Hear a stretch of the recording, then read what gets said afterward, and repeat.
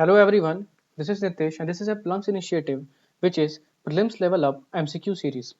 Here we discuss 5 MCQs daily and this will help you in your UPSC preparation.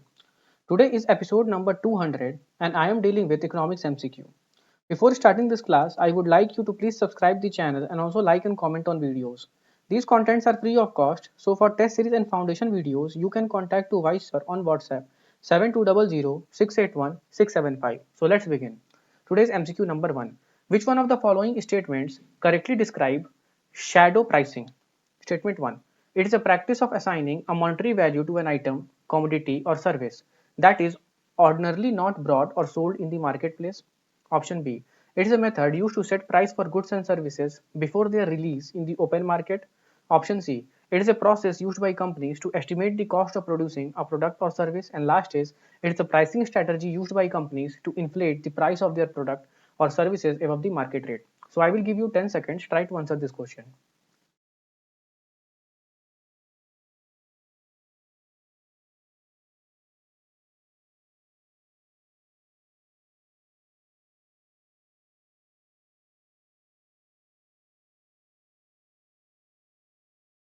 So its correct answer will be option number A, that is, it is a practice of assigning a monetary value to an item, commodity or service that is ordinarily not bought or sold in the marketplace.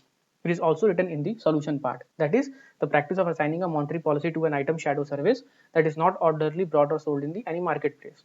It is used in many different areas and comes with a specific definition based on the context it is used in, which means that it is a context specific. So that is the option number A. Now, MCQ number 2. Which among the following is the best description of production possibility frontier? Option A. It represents the maximum amount of goods and services that a country can produce. It represents the minimum amount of goods and services that a country can produce. It represents the possible quantities of production of two commodities when the production of these commodities depends upon the same finite resources. And last option, it represents the total amount of resources available to a country that can be used for producing goods. So I will give you 10 seconds, try to answer this question.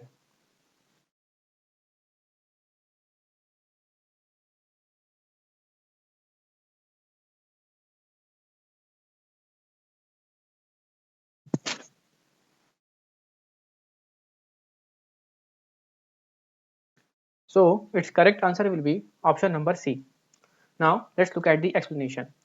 It is basically a curve that illustrates the possible quantities that can be produced of two products if both depend upon the same finite resources for their manufacture. The PPF, which is production possibility frontier, is also referred to as production possibility curve. And here is the statement number C, which is the correct statement. MCQ number 3. Which among the following is correct method to arrive at disposable personal income? It is the income available for household consumption, saving and spending after accounting for income tax. B. It is an income available for household consumption, saving and spending before accounting for income tax. It is income available for only consumption after saving and investment. And last is, it is the income available for household consumption before accounting for any other expense. So I will give you 10 seconds, try to answer this question.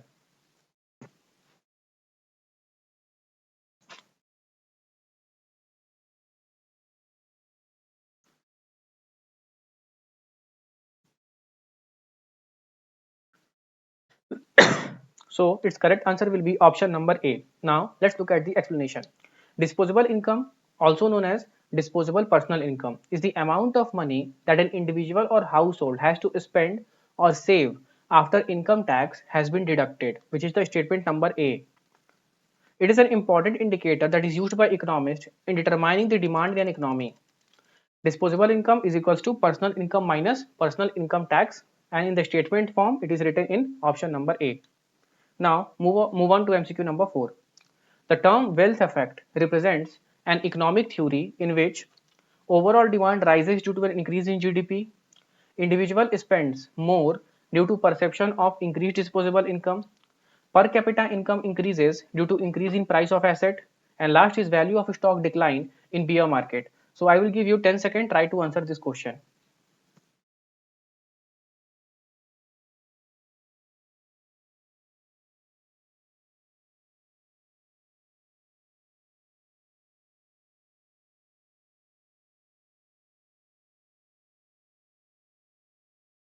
So its correct answer will be option number B, that is individual spends more due to perception of increased disposable income. Wealth effect, it is a behavioral economic theory in which people spend more as they feel more financially secure and confident about their wealth when their home or investment portfolios increase in value. They are made to feel richer even if their income and fixed cost are same as before. So due to perception of increased disposable income, individuals or households see an increase in wealth and spend more. That is the statement number B. Now the last MCQ of today's class. During the COVID-19 pandemic crisis, people started saving more and spending less. Even after pandemic has ended, still people continue to spend less. This phenomena is known as monetarism theory, Keynesian economics, capital flight, and last is hysteresis in economics. So I will give you 10 seconds, try to answer this question.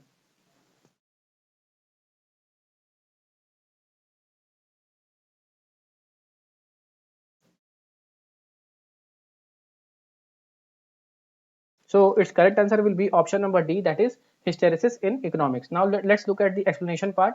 Hysteresis in the field of economics refers to an event in the economy that persists even after the factor that led to that event have been removed or otherwise run their course. Hysteresis often occurs following extreme or prolonged economic event such as economic crash or recession. Like corona crisis, people started saving more and spending less. Even though the pandemic has ended, still people continue to spend less. That's why the correct answer is hysteresis in economics. So that's all for today's class. Next episode will be tomorrow, so please subscribe and stay tuned. Thank you.